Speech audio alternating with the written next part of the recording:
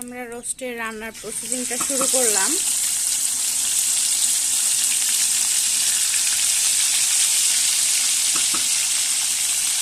একসাথে 2 পিস করে দিয়ে আমরা ভাজবো।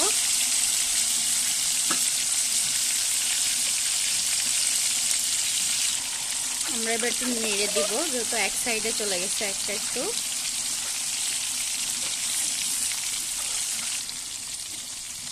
আমরা এই মুহূর্তে মাংসটা একটু উল্টে দিব, কারণ আমাদের পাশটা হয়ে গেছে, বেশি সময় রাখলে এবার পুড়ে যাবে, এই জন্য আমরা এটা উল্টায় দিব।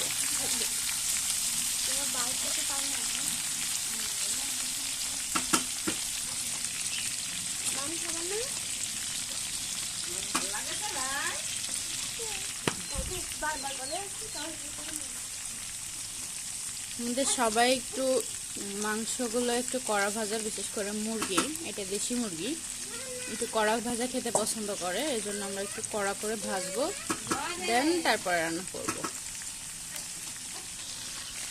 আমাদের মাংস প্রায় হয়ে গেছে, আমরা উঠাবো,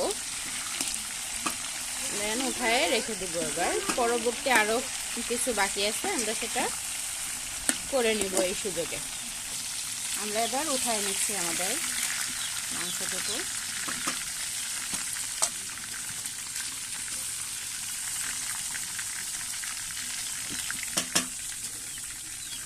আমাদের আরো কিছু আছে, সেগুলো আমরা এবার দিয়ে ভেজে নিব।